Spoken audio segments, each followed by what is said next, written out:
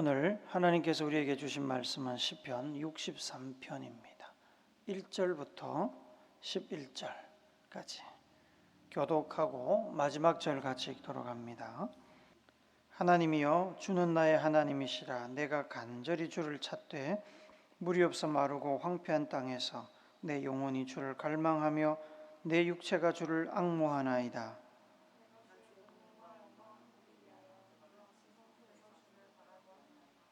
주의 인자하심이 생명보다 나음으로 내 입술이 주를 찬양할 것이라.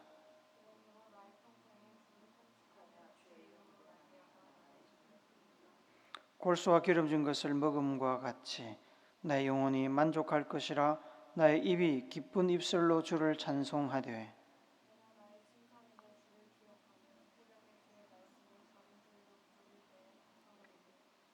주는 나의 도움이 되셨음이라. 내가 주의 날개 그늘에서 즐겁게 부르리이다.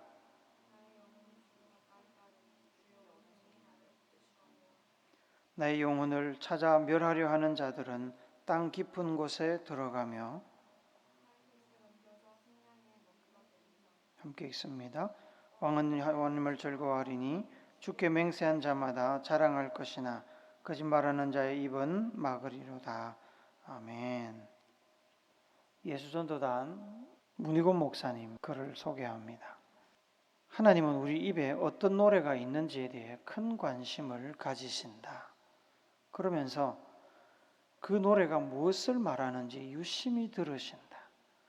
만일 우리가 입으로 음란함을 노래하거나 돈타령을 노래하거나 미움을 노래한다면 하나님은 안타까워하실 것이다. 반면 하나님이 귀 기울이실 때 우리가 그분을 찬양하고 그분의 역사와 은혜를 찬송한다면 그분은 얼마나 감격하실까? 나는 오랫동안 찬양과 관련된 일을 하면서 한 가지 사실을 발견했다. 자신의 영적 상태를 진단하는 자가진단법이다. 만일 지금 자신의 영적 상태를 알고 싶다면 요즘 자신의 입에 자주 맴도는 노래가 무엇인지 살펴보면 된다. 외롭다면 외로움에 관한 내용이 흐를 것이고, 절망하고 있다면 비관적이고 슬픈 노래가 입에서 흐를 것이다. 주님과 같이 내 마음 만지는 분은 없네와 같은 찬양을 하고 있다면 위로와 치유가 필요로 하는 상태일 것이다. 우리의 입은 우리 속에 있는 것을 표현한다. 그런데 더욱 놀라운 것은 자기 입의 노래를 바꾸면 자신의 상태도 바뀐다는 사실이다. 만약 자신의 영적 상태를 바꾸기를 원한다면 입술의 찬양을 바꾸면 된다. 하나님은 노래를 좋아하시기에 우리 입술의 찬양을 들으시고 그대로 역사하실 것이다. 문희곤 목사님은 예수전도단 대표로 사역하고 계시는 분입니다. 믿음에 관하면 둘째가라면 서러울 사람이 다윗입니다. 오늘 우리가 읽은 시편 63편은 믿음의 왕, 하나님의 마음에 합했다는 평가를 받았던 왕 다윗이 지은 기도시입니다. 그 3절 4절은 주의 인자하심이 생명보다 나음으로 하는 찬양으로 잘 알려져 있는 구절입니다. 다윗은 정말로 찬양을 좋아하고 잘 불렀던 사람이었습니다. 시편의 절반은 다윗의 시로 여겨집니다. 다윗은 어릴 때부터 양을 치면서 수금을 연주했습니다. 그의 수금 실력은 소문이 자자했습니다. 그래서 사울 왕이 악신에 들려서 고생하고 있을 때 사람들의 추천으로 다윗이 사울 왕 앞에서 수금을 연주한 적도 있습니다. 다윗이 사울을 위해 연주하는 동안 악신이 떠나가는 역사가 일어났습니다. 물론 음악 연주만으로 악신이 떠나가는 것은 아닙니다. 음악 연주와 함께 드린 다윗의 그 믿음의 고백이 성령의 역사를 이끌어낸 겁니다. 골리앗도 믿음으로 이긴 다윗의 신앙은 그의 연주 실력만큼이나 타의 추종을 불허하는 것이었습니다. 다윗의 음악적인 재능과 하나님을 찬양하고자 하는 그 믿음의 열정은 그가 찬양대를 처음 조직한 것에서도 알 수 있습니다. 다윗은 왕이 되고 나서 성막에서 찬양으로 하나님을 섬기는 전문 사역자들을 세웠습니다. 그들은 월급 받으면서 하나님을 찬양하는 일에만 몰두했습니다. 오늘 본문에서 다윗은 주의 인자하심, 곧 주의 사랑이 생명보다 귀하다고 이렇게 고백을 합니다. 이 말이 무슨 말입니까? 주님의 사랑이 생명보다 귀하다면 주님의 사랑을 받는 일, 주님께서 기뻐하시는 일을 위해서 자신의 생명도 얼마든지 드릴 수 있다는 이야기입니다. 주의 인자하심이 생명보다 귀하다. 생명보다 그 귀한 것을 얻기 위해서 생명 바칠 수 있는 게 당연한 논리적인 기결 아니겠습니까? 그래서 승산이 0%였던 골리앗과의 싸움에도 다윗은 당당하게 나갈 수 있었습니다. 그리고 자기를 죽이려고 집요하게 쫓아오는 사울 왕을 2번이나 죽일 기회가 있었지만 죽이지 않았습니다. 감히 하나님이 세우신 왕을 어떻게 죽이겠습니까? 놓아주면 다시 자기를 죽이려고 할 것을 잘 알고 있었지만 다윗은 사울을 놓아주었습니다. 왜 그렇게 했습니까? 자기 목숨을 포기할 만큼 하나님을 사랑했고 하나님께서 왕으로 세우신 사울에게 하나님의 영광의 그림자가 남아 있었기 때문에 하나님의 뜻을 존중한 겁니다. 다윗은 이미 오래전부터 평생 하나님만을 찬양하며 살겠다고 다짐했던 사람입니다. 그래서 그는 4절에 보면은 평생의 주를 송축하고 주님 앞에 손을 들겠습니다 라고 고백합니다. 손을 든다는 게 무슨 뜻입니까? 상대방에 대한 무한한 존경과 충성과 찬양을 표하는 것입니다. 그래서 2차 대전 때 히틀러를 향해서 독일 국민들이 하일 히틀러를 외치며 손을 들어서 경애와 복종을 표현한 것도 그런 의미입니다. 5절에 보시면 기쁜 입술로 찬양한다는 말씀이 나오는데 비록 삶이 힘들고 어려워도 하나님을 찬양할 때 항상 기쁘게 찬양하겠다는 의지의 표현입니다. 현실이 어떻든 항상 기쁜 마음으로 하나님을 찬양하고자 다윗은 노력했습니다. 어떻게 그럴 수 있나 하면 7절 이후의 말씀처럼 다윗이 전심으로 하나님을 사랑하고 찬양했듯이 하나님도 다윗을 사랑해 주시고 지금까지 지키고 보호해 주셨기 때문입니다. 평안할 때나 어려운 일이 닥칠 때나 하나님은 한결같이 다윗의 도움이 되셨고 그 크고 강하신 날개로 다윗을 품으시고 보호하셨습니다. 과거에도 그렇게 하신 하나님은 앞으로도 영원히 그렇게 하실 것을 다윗은 믿고 있었습니다. 그래서 다윗은 5절에서 골수에 기름진 것을 먹음과 같이 나의 영혼이 만족할 것이라 고백합니다. 이 세상 다른 어떤 것도 아닌 하나님으로 인해 다윗의 삶은 그리고 그의 영혼은 만족을 누렸습니다. 뭐가 더 필요하지 않았습니다. 다른 누구의 도움도 필요하지 않았습니다. 하나님 한 분만으로 만족했습니다. 그런데 여러분, 우리가 다윗의 이 아름다운 믿음의 시를 읽고 여기서 끝낸다면 우리는 이 다윗의 진면목을 50%도 이해하지 못하는 겁니다. 이 시편 63편에는 표면적으로 드러난 기쁨의 고백 뒷면에 가슴이 찢어지는 다윗의 눈물과 신앙이 감추어져 있습니다. 시편 63편을 시작하는 서두에 보면 표제가 붙어 있습니다. 우리가 보통 시를 읽을 때 읽지 않고 넘어가는 부분인데 같이 한번 보십시다. 다윗의 시, 유다 광야에 있을 때에. 다윗의 시라는 말은 이 시가 다윗이 적었다는 작자를 나타내는 거지요. 유다 광야에 있을 때에라는 말은 이 시를 쓰고 있는 다윗이 처한 상황을 이야기합니다. 다윗은 이 시를 지을 때 유다 광야에 있었습니다. 유다 광야에서 그가 무엇을 하고 있었을까요? 밤하늘의 별을 보며 풍요를 즐기고 있었을까요? 소풍 가서 왕비들을 데리고 가가지고 행복하게 놀고 있었을까요? 아니면 사상가들을 대동해서 고독을 씹으며 깊은 사유에 잠겨 있었을까요?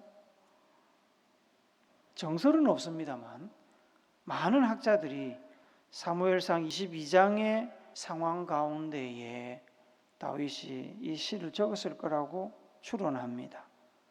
다윗이 왕이 되기 전에 사울의 추격을 피해서 유다 광야에 숨어 있을 때에 이 시를 적었을 것이라는 말입니다.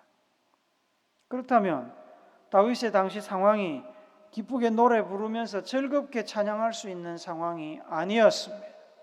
오히려 생명의 위협을 느끼는 절체절명의 위기의 상황이었습니다. 여러분 아시는 대로 다윗은 사울의 사위입니다. 다윗이 골리앗을 죽이고 사울의 신임을 얻은 뒤에 이스라엘의 장군이 되었습니다. 사울 왕이 자신의 딸을 다윗에게 줬습니다. 다윗은 하나님의 인도를 받아 승승장구했고 마침내 백성들은 왕인 사울보다 다윗이 더 대단하다고 칭송하기 시작했습니다. 사무엘상 18장 7절 말씀 같이 봅시다. 시작. 여인들이 뛰놀며 노래하여 이르되 사울이 죽인 자는 천천히요 다윗은 만만히로다 한지라. 이제부터는 사울은 다윗을 질투하게 되었습니다. 자신의 왕자에 대한 위협을 느꼈습니다. 그래서 사울은 다윗을 죽이려고 했습니다. 그 노브이라는 곳에 제사장 아히멜렉이 살고 있었습니다. 이 노브는 예루살렘으로부터 북쪽으로 약 4km 떨어진 곳에 위치한 제사장 성읍입니다. 이곳에는 성전이 지어지기 전에 제사를 드리던 공식적인 예배 장소가 있었습니다. 아히멜렉을 비롯한 많은 제사장들이 이곳에서 성소를 관리하며 제사를 집도했습니다. 아히멜렉 제사장은 강직한 사람입니다. 다윗과 친분이 있었습니다. 그래서 다윗이 위기의 순간에 아히멜렉을 찾아간 겁니다. 다윗은 그곳을 떠나서 이제 가드로 도망갔다가 가드 왕 앞에서 미친 척하면서 침을 흘리며 미친 척하면서 생명을 구걸하는 수모를 겪었습니다. 그리고 아둘람굴 모압 미스바를 거쳐서 유다 광야에 있는 헤렛 수풀에서 상당 기간 숨어 지냈습니다. 사울은 보호하들을 보내서 계속 다윗의 행적을 추적했고 노브의 제사장 아히멜렉이 다윗을 도왔다는 소식을 들었습니다. 그래서 사람들을 아히멜렉에게 보내서 아히멜렉과 그 자손들을 취조했습니다. 다윗이 어디로 갔냐? 왜 도와줬냐? 취조를 했겠지요. 그 후에 제사장 85명과 노브의 남녀 아이들 가축들을 전부 죽이는 악행을 저지릅니다. 사실 아히멜렉을 만났을 때 다윗은 자신이 사울에게 쫓기고 있는 것을 숨겼습니다. 그러니까 아히멜렉은 무슨 일인지도 모르고 다윗을 맞이했고 평상시 하던 대로 다윗을 도와주었던 겁니다. 다윗이 누굽니까? 군대 장관이고 왕의 사위 부하였지 않습니까? 누군들 다윗을 도와주지 않았겠습니까? 그 상황에서. 그만큼 다윗은 다급했고 생명을 보존하기 위해서 제사장에게 거짓말을 하고 원수의 나라에 가서 바보 연기를 할 만큼 처절했습니다. 다윗의 이러한 역사적인 상황 속에서 시편 63편의 기도시를 고백한 것으로 생각됩니다. 이러한 다윗의 위기 상황을 염두에 두고 시편을 다시 보면 우리는 이 시편을 읽으면서 편하게 손뼉치고 기뻐할 수만은 없습니다. 다윗은 이 시편에서 웃으며 기쁨으로 하나님을 찬양하고 있지만 그의 눈에는 잉크로는 전달되지 않는 눈물이 고여 있었습니다. 그의 육신은 피곤하고 지쳐 있었습니다. 장인이자 충성을 다한 왕으로부터 버림받은 상처가 그의 가슴을 녹이고 있었습니다. 광야에서 그는 한가로이 삶을 즐기고 있던 것이 아니라 생명을 부지하기 위해서 목숨 걸고 도망다니며 순간순간 목을 조여오는 사울 왕의 위협을 느끼고 있었습니다. 그뿐 아닙니다. 다윗을 쫓아온 사람들도 많이 있었습니다. 다윗이 좋다고 다윗을 쫓아온 사람들, 소외됐던 사람들, 상처받은 사람들, 죄인으로 몰렸던 사람들이 다윗이 사울과 등졌다는 소식을 듣고 다윗을 찾아옵니다. 그래서 그 사람들이 400명, 500명, 600명 되는 사람들이 다윗만 바라보고 살고 있었습니다. 그런데 정작 다윗은 자기 목숨도 부지할 여력이 없었습니다. 이 절체절명의 순간에 다윗은 이 찬양을 고백하는 겁니다. 1절에 보시면 물이 없어 마르고 황폐한 땅에서 내 영혼이 주를 갈망하나이다. 다윗의 고백은 단순히 다윗의 깊은 어떤 시적인 감성에 울려나는 과장되고 아름다운 노랫말이 아니었습니다.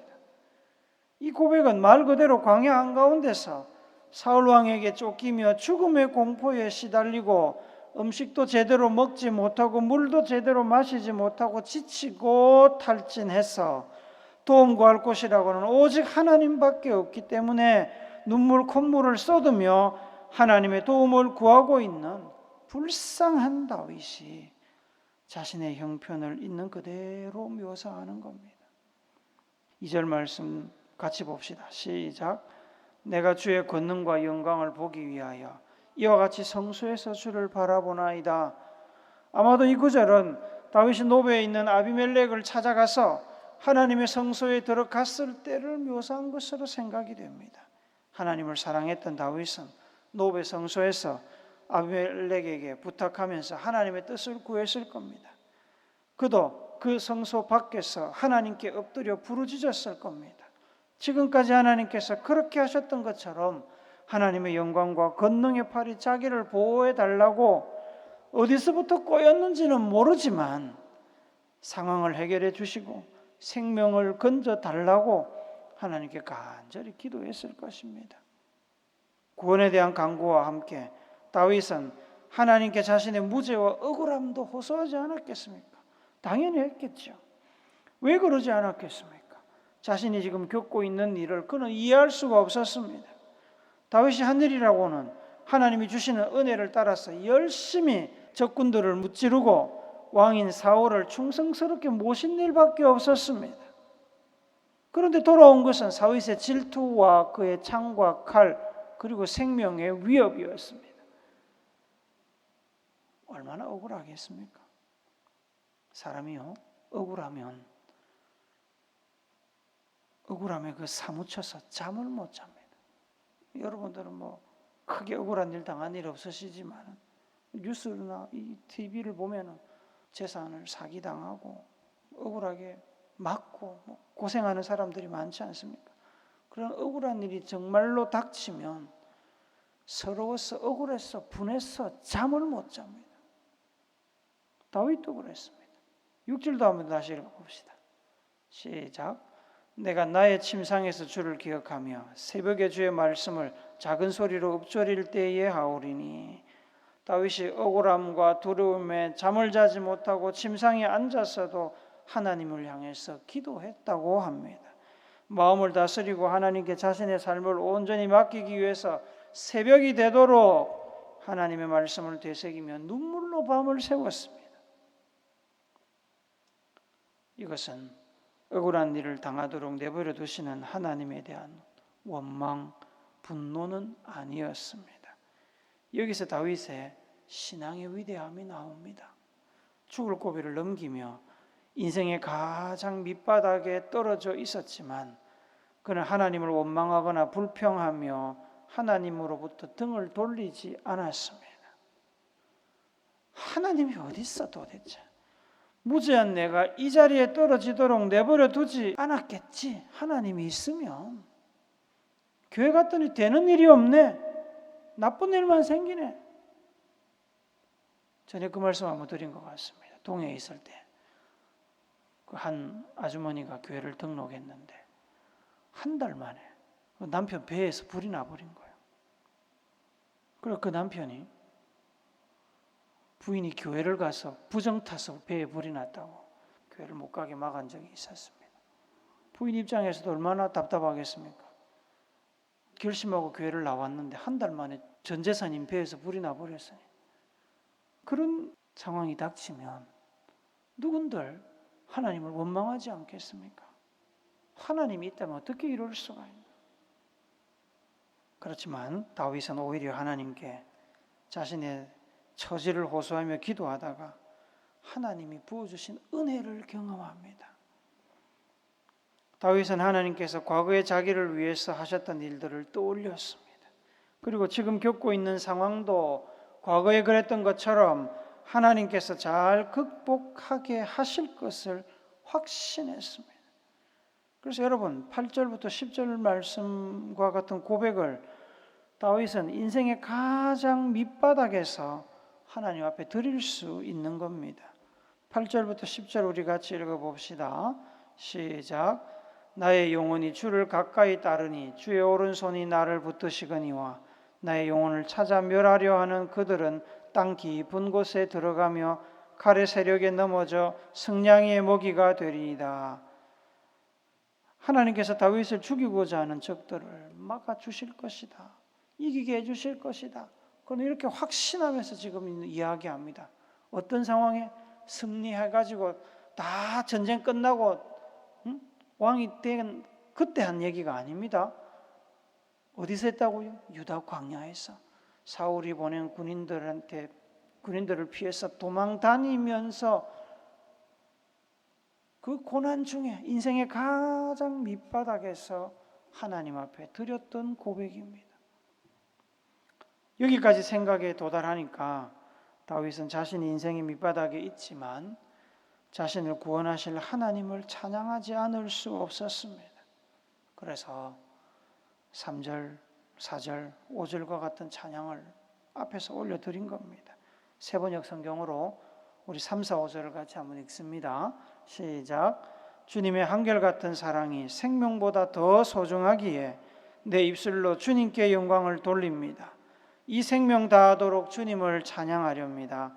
내가 손을 들어서 주님의 이름을 찬양하렵니다. 기름지고 맛깔진 음식을 배불리 먹은 듯이 내 영혼이 만족하니 내가 기쁨에 가득 찬 입술로 주님을 찬양하렵니다. 아무것도 해결된 것도 없고 상황이 나아진 것도 없습니다. 자신의 생명을 쫓는 자들은 여전히 살기등등해서 다윗을 찾고 있었습니다. 굶주림의 문제 해결되지 않았습니다. 그러나 그는 하나님의 은혜에 푹 빠져 있었습니다. 이 세상에서 줄 수 없는 영혼의 평안과 만족을 누리고 있었습니다. 아무것도 없지만 주님의 사랑이 있기 때문에, 주님의 약속이 있기 때문에, 주님이 함께 하시기 때문에 인생의 가장 낮은 곳에서 다윗의 영혼은 최고의 부요함과 강함과 높음을 경험하고 있었던 겁니다. 고린도후서 12장 10절에 사도 바울의 고백처럼 말입니다. 고린도후서 12장 10절 말씀 같이 읽습니다. 시작. 그러므로 내가 그리스도를 위하여 약한 것들과 능력과 궁핍과 박해와 곤고를 기뻐하노니 이는 내가 약한 그때의 강함이라. 가장 인생의 밑바닥에 있는 그때에 내가 가장 은혜를 풍성히 받고 평안과 만족을 누렸다. 이 다윗의 고백입니다. 바울의 고백이 다윗의 고백이고 다윗의 고백이 바울의 고백입니다. 사랑하는 여러분, 힘들고 어려울 때 인생의 가장 밑바닥에서도 주님의 한결같은 사랑이 생명보다 더 소중하기에 내 입술로 주님께 영광을 돌립니다 라는 찬양, 그 찬양이 여러분들의 찬양 되기를 축복합니다. 다윗도 살고 싶은 마음이 있었을 겁니다. 당연하지요. 마음 한편에 이 고통스러운 도망의 시간을 끝내고 사울만 죽여버리면 더 이상 그럴 필요가 없지 않습니까? 그러려고 하고자 하는 마음이 그 속에서도 왜 일어나지 않았겠습니까? 불쑥불쑥 일어났을 겁니다. 만약에 그렇게 다윗이 사울을 죽였다면 모든 상황이 쉽게 역전될 수 있었을 겁니다. 사람들이 다 다윗을 지지하고 이스라엘 사람들이 다윗을 사울은 천천히고 다윗은 만만히고 칭찬하고 있었으니까 다윗이 사울을 죽이고 왕권을 잡기만 하면 백성들이 다 지지하지 않았겠습니까? 그랬다면 모든 상황이 쉽게 역전됐을 겁니다. 그러나 다윗은 하나님의 뜻이 아니었기에 인간적인 방법 동원하지 않고 하나님의 뜻을 구했습니다. 그리고 그 오랜 고통의 시간 속에서 하나님께서 주시는 영혼의 기쁨과 만족을 누리며 찬양하며 믿음으로 그 상황을 견디고 이겼습니다. 고난 중에도 평안을 주시고 영혼을 만족시켜 주시는 하나님의 은혜와 사랑을 경험한 이 다윗의 신앙이 여러분과 저의 신앙 되기를 소원합니다. 그 신앙으로 인생의 위기를 잘 이겨내고 평생 하나님을 찬양하며 하나님과 동행하는 여러분과 제가 되기를 예수님의 이름으로 축복합니다. 아멘.